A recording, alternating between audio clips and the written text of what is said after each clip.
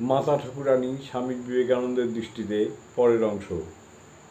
এক মাসের মধ্যেই আবার 1894 খ্রিস্টাব্দের 22 অক্টোবর স্বামীজি এই একই কথা স্বামী রামকৃষ্ণানন্দকে পুনরায় স্মরণ করিয়েছেন। লিখেছেন, পূর্বের পত্রে লিখিয়াছি যে তোমরা মা ঠাকুরানীর জন্য একটা জায়গা স্থির করিয়া আমাকে পত্র লিখিবে, যত শীঘ্র পারো।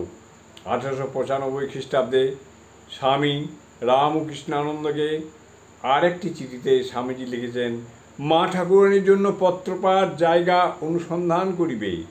একটা বড় জমি প্রথমে চাই, তারপর বাড়ি ঘর সব হবে। আমাদের মঠ, সন্ন্যাসীদের মঠ ধীরে ধীরে হবে, ভাবনা নাই। যদি তুমি কাহাকে টাকা পাঠাইব অর্থাৎ কাহার নামে লিখিতে, তাহা হইলে আজই আমি টাকা পাঠাইতাম। টাকা পাইবা মাত্র জমি খরিদ করিবে।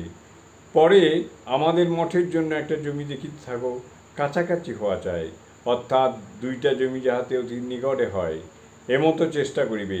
কলিকাতা হইতে কিছু দূরে হয়, চিন্তা নাই। দুটো জমির কথা ভুলবে না, এবং তোমাদের মধ্যে কে এ কার্যের ভার লইবে তাহা লিখিবে। অপিচ গিরিশ ঘোষ ও অতুলের সহিত পরামর্শ করিবে। জয় জয়।